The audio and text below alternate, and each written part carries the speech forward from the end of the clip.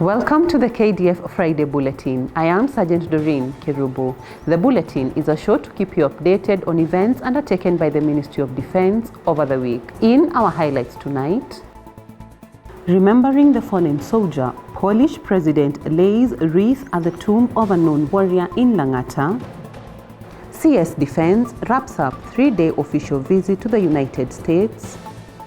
Chief of the Defense Forces meets principals and head teachers of the Kenya Defense Forces sponsored schools. KDF troops deployed under Operation Amani Boni conduct counter-terrorism sensitization forums. And in sports, Kahawa Garrison emerges victorious in the CDF Bora Cup volleyball tournament.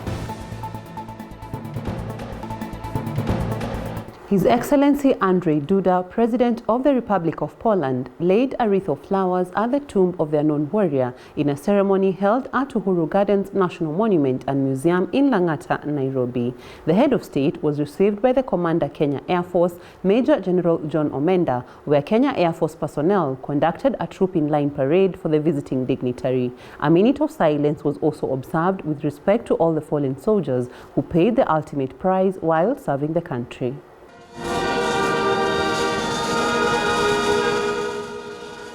Defense Cabinet Secretary Honorable Aden Duale was on a 3-day official visit to the United States, which was aimed at fostering the already existing strong bilateral ties between Kenya and the U.S. This was a follow-up to an earlier visit to Kenya by the U.S. Secretary of Defense, General Retired Lloyd Austin III, in September 2023, where they signed a cooperation framework that shall enable the two countries to work closely in promoting peace, security, and stability. Prior to his visit to the United States, Honorable Duale had attended the second meeting of the Islamic Military Counterterrorism Coalition in Riyadh, Kingdom of Saudi Arabia. In the United States, Honorable Duale delivered a keynote address at the National Defense University in Washington, D.C., where he noted that the education and training are crucial in addressing current and emerging security triggers across the world, thereby fostering peace, stability, and economic growth. Honorable Duale highlighted the key issues fueling the prevailing security instability in our region and the Horn of Africa. In Kenya, we continue to play a central role in the regional efforts for finding lasting solution, lasting peace and stability. Kenya Defense Forces is involved in numerous peacekeeping and observer missions in Africa. Additionally, Kenya continues to play a pivotal role in driving diplomatic efforts aimed at realizing common position and goals, silencing the gangs, and improving humanitarian support to the affected population. Kenya supports multilateral efforts through regional organizations like the AU, the IGAD initiatives, like the frontline states engagement in the case of Somalia. He further analyzed the evolving security situation in the Eastern Africa region and underscored the need for concerted efforts towards restoration of normalcy. Addressing these challenges require a multifaceted approach, enhancing regional cooperation and building capacity within the national security structures, which are essential steps towards more stable and secure Horn of Africa.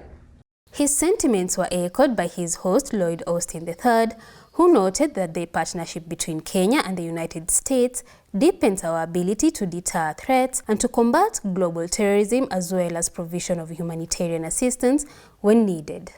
During the meeting in Riyadh, the CS held bilateral discussions with his counterpart, the Minister for Defense of the Kingdom of Saudi Arabia, Prince Khalid bin Salman bin Abdulaziz. Honorable Duale pointed out that the two countries are at an advanced stage of formulating a robust defense cooperation agreement to guide military cooperation between Kenya and the Kingdom of Saudi Arabia. Moving on, earlier this week, General Francis Ogolla, the Chief of the Defense Forces, held a meeting with principals and head teachers of the Kenya Defense Forces-sponsored primary and secondary schools at the Defense Headquarters here in Nairobi. The meeting was geared towards reviewing measures put in place to shape the schools into centers of academic excellence for effective and efficient learning. This is Boy Barracks, Boy Barracks. Speaking during the meeting, General Ogolla urged the teachers to work together to ensure students receive quality education and advised them to provide a conducive environment for the students by ensuring uniform standards are applied across all KDF-sponsored schools. He also urged the school heads to establish high level of discipline in the schools and ensure quality mentorship to the teachers and staff for better performance. The school's administrations should be relentless in ensuring school rules and regulations are observed and instill positive self-discipline in children. Discipline standards should take precedence in defining school's intent, and good character and acceptable values should be upheld all the time. While recognizing the teachers for their commendable work as evidenced by the excellent results attained in last year's national examinations, General Ogolla assured the teachers of progressive solutions to the challenges faced in the schools. Quality education is critical towards increasing KDF mission readiness to execute its core mandate. It is incumbent upon you as the head teachers to make these schools schools of excellence. The CDF also underscored the essentiality of having enough laboratories and computers, especially in junior secondary schools, to boost ICT literacy. In other news, in a bid to familiarize himself with the operations and contributions of Kahawa Garrison to the Kenya Defence Forces, Mr. Patrick Mariru, the Principal Secretary for Defence, made his maiden visit to the various units domiciled at the garrison here in Nairobi. The PS received a comprehensive brief on the history of the garrison and its existing units. In his address, Mr. Mariru acknowledged the good work done by Kahawa Garrison in supporting the Kenya Defence Forces operations and committed to supporting its undertakings by advocating for timely and adequate provisions of resources to sustain its operations. We have been put at the center of defense in our country as we serve these great men and women who have put themselves and their lives in the harm's way for the sake of our country. We are at the center there to serve them and to do our contribution to the defense of our country. The Principal Secretary was also taken through the defense control units domiciled at the garrison, including the Level 4 Nairobi Regional Hospital that complements the Kenya Defence Forces Memorial Hospital, the Defence Forces Constabulary and the Kahawa Garrison Secondary School. Yes. He concluded his tour by meeting the Ministry of Defence civilian staff deployed at the garrison and extended his appreciation to the staff for the good work they do that complements the Kenya Defence Forces operations. Major General Jameson Mutai, Commander Kenya Navy, hosted a delegation from the Malawi Defence Forces led by Malawi Air Force Headquarters Inspector General Colonel Owen Sambalopa. The team visited Kenya Navy and the Kenya Shipyard Limited Mombasa for a benchmarking exercise and held talks touching on maritime security, strategies, naval operations and naval disaster response strategies. While witnessing the ongoing midlife refit of the Kenya Navy ship Nyayo at the Kenya Shipyard Limited, the delegation was taken through various roles of the shipyard, including ship construction, repair and maintenance, ship refit, as well as conversion, among other maritime services. The team later visited Kenya Naval Training College, where it was taken on a tour around the college full mission bridge simulator and later witnessed the practical firefighting session at the college firefighting facility. Kenya Defence Forces troops deployed under Operation Amani Boni in collaboration with the Security Sector Counter-Violent Extremism Team conducted counter-terrorism sensitization forums in Bobo, Roka and Misumarini in the Boni frontier villages of Lamu County. The exercise, spearheaded by Colonel Yahya Mohammed of the National Counter-Terrorism Center, brought together various security agencies and leaders from the county government of Lamu. The team observed that radicalization continues to be the main avenue that fuels violent extremism, which calls for robust sensitization to reduce the potential recruitment of youth to terror groups. The initiative emphasizes the importance of collaboration across security agencies and local leadership in Lamu County. Under the theme, Our Safety, Our Responsibility, Laikipia Air Base held the annual Safety Awareness Week program that ends today. The program was meant to refresh officers, service members and civilian staff and families of Laikipia Air Base on the various aspects of safety protocols and procedures that help in inculcating a good safety culture to maintain operational effectiveness. In his opening address, Brigadier Mahmoud Farah, the base commander Laikipia Air Base, termed safety as the cornerstone of the success of the overall Kenya Air Force mission. The base commander also highlighted the need for the personnel to reflect on any past failures or identified gaps for improvement. He further noted that safety is a multifaceted aspect that not only entails flight operations but also aircraft maintenance, road, fire and personal health, among others.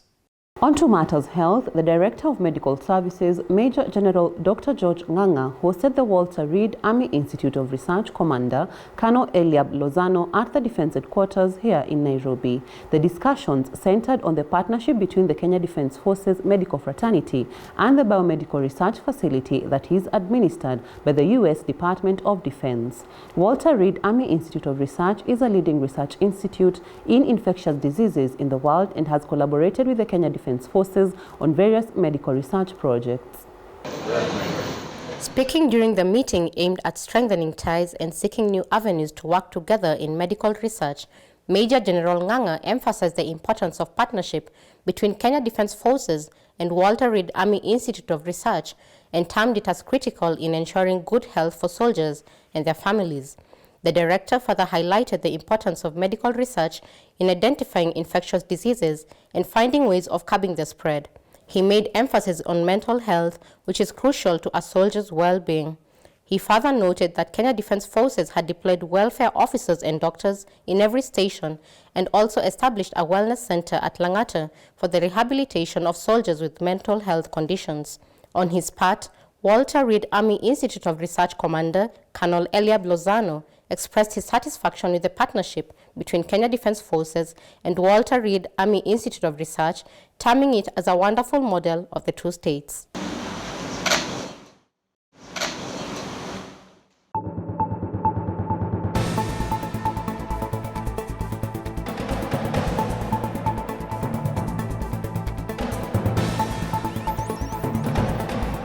And in sports, Garrison won the men and women finals in the recently concluded Chief of the Defense Forces Bora Cup volleyball tournament that were held at Laikipia Air Base Nanyuki in Laikipia County. In the highly competitive tournament, Laikipia Air Base and Defense Headquarters Camp Administration Unit teams secured the runners-up position in the men and women categories respectively. The tournament, which attracted teams from the three services, the Kenya Army, Kenya Air Force and Kenya Navy, was aimed at identification and nurturing of talent, as well as strengthening esprit de corps and competitive attitude. While presiding over the closing ceremony of the tournament, the Commandant School of Infantry, Brigadier Pascal Kitiro, congratulated all the participants and the teams selected. The Commandant lauded the teams for a highly spirited competition that was witnessed throughout the tournament. The Kenya Defense Forces supported the finals of a month-long football league between Bora Amani and Milimani football clubs in Mokowe, Lamu County, with a view to promoting cohesion and sportsmanship among the youths. The sporting activities are part of the Kenya Defense Forces' efforts to foster community engagement and enable the various teams to demonstrate their talent and capabilities in sporting activities. Kenya Defense Forces' involvement in the tournament underscores its commitment to engaging the youth in positive activities, steering them away from the allure of extremism, and at the same time providing a formidable tool for promoting peace, unity, and resilience. Thank you for watching. We look forward to your feedback via our official social media handles and your viewership next Friday for the KDF Friday Bulletin. I am Sergeant Doreen Kerubo. Goodbye and God bless.